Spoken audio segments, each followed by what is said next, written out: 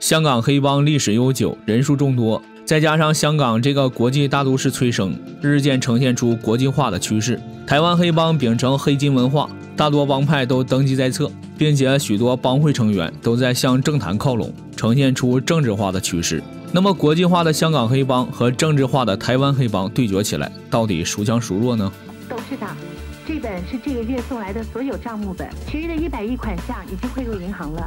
这个叫福爷的男人是台湾黑帮的龙头，一个月就能有100亿进账，其面粉更是销往世界各地。但香港的霍老大呢也不遑多让，直接联合摩洛哥黑帮，半路就劫了福爷的货。两人因为这条国际面粉线路纷争不断。几天后呢，霍老大的手下台湾交易面粉，福爷立刻派手下的得力干将卢刚和小娘去劫了霍老大的货，但货却被他们的手下古大少偷偷藏了起来。两人翻遍整个现场都没有找到交易的面粉，不得已呢只能作罢。而远在香港的霍老大立刻做出了应对措施，他请来香港最有名的杀手傅正，出100万美金的高价帮自己暗杀福爷。之后霍老大交给他一封信，并叮嘱不到万不得已千万不能打开。傅正很快启程来到台湾，在接头人这里他得到了大量的军火。不过接下来傅正并没有着急实施暗杀计划，而是先来到一家酒吧，因为他的情人艾迪就在这里。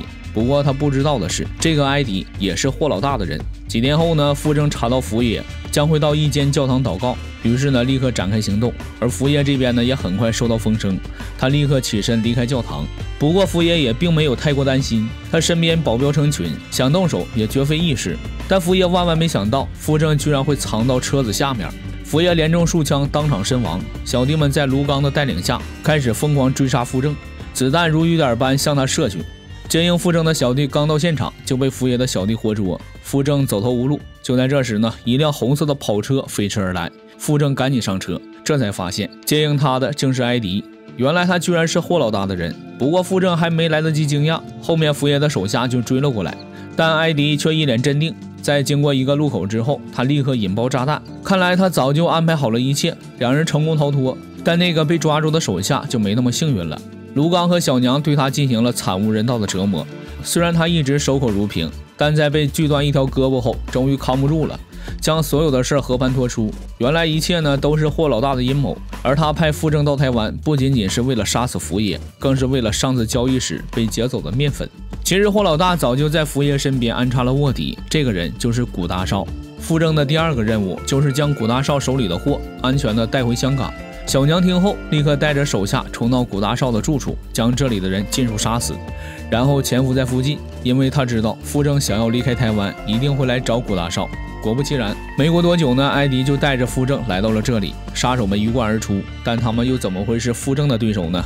他在枪林弹雨中来回穿梭，如入无人之境，而艾迪的身手也丝毫不差。在两人的配合下，很快呢便冲出包围。为了躲避台湾黑帮的追杀，艾迪带着傅正躲到了自己的姑妈家。在这里呢，他们终于得到片刻喘息，两人也互倾情愫，准备享受着短暂的温存。就在这时呢，艾迪的哥哥突然打电话过来，让他明天一定要到自己的公司一趟。傅正担心他哥哥有急事，但艾迪却表示，就算真的有急事，那也是明天的事了。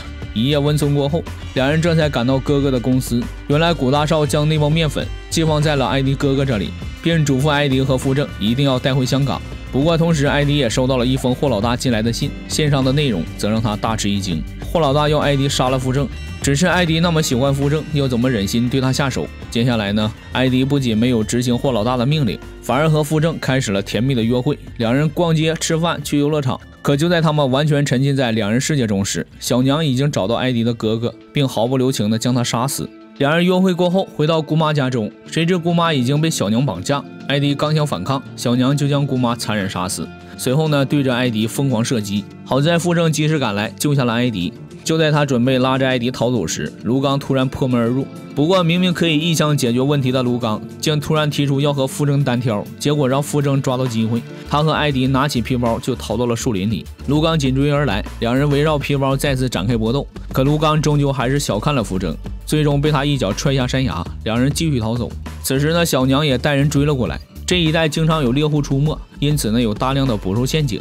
傅正充分利用这些陷阱，很快便消灭了小娘手下大量的小弟，两人得以成功逃走。他们跳进河中清洗身上的血渍，不久便开心地打起了水仗。不过他们不知道的是，卢刚并没有死，晚上两人围坐在篝火旁，傅正告诉艾迪，卢刚这个人很难对付，他曾是日本赤军团的一员，做事心狠手辣。这里映射了台湾黑帮很多都有日本的背景。傅正意识到自己已经走投无路，于是便打开了霍先生交给他的那个信封，里面是一张地图。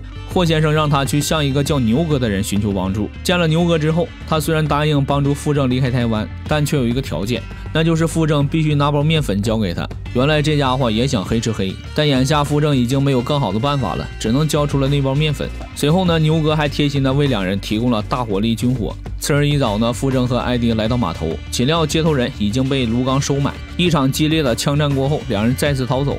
他们跳上一辆货车，岂料这辆货车正是卢刚安排的。卢刚一脚将两人踹倒在地，持枪逼问那包面粉的下落。之后在傅正的带领下，三人再次回到了牛哥这里，却发现牛哥呢已经被人杀死。卢刚认为傅正在存心戏耍自己，而傅正则觉得是卢刚杀了牛哥，两人相互怀疑。卢刚一怒之下打伤了艾迪，随后朝着傅正疯狂射击。傅正趁机逃到牛哥藏军火的地方，拿起冲锋枪疯狂朝着卢刚还击，直到打光了所有的子弹。两人再次展开肉搏，艾迪捡起手枪想要帮忙，却不料直接将枪送到了卢刚手中。卢刚再次拿到了主动权，却不料枪里已经没了子弹。两人再次展开肉搏。就在这时呢，小娘终于带人赶了过来。卢刚大喜过望，命令手下疯狂向傅正扫射，甚至还用火箭炮将整栋房子一平。谁知连火箭炮都没能杀死傅正，他和艾迪拿起牛哥的重武器开始反击，不一会儿就将卢刚和小娘全部杀死。好不容易解决了敌人，谁知霍老大又突然出现，刚一见面，霍老大举枪就射。傅正这才知道，原来牛哥是他杀的。这一切呢，都是霍老大做的局，利用自己帮他扫平障碍，拿回面粉，然后再杀自己灭口。傅正担心霍老大对艾迪下手，于是赶紧扑上去挡住枪口。霍老大连开数枪，艾迪也趁机开枪。最终呢，霍老大终于倒地不起，而傅正的生命也走到了尽头。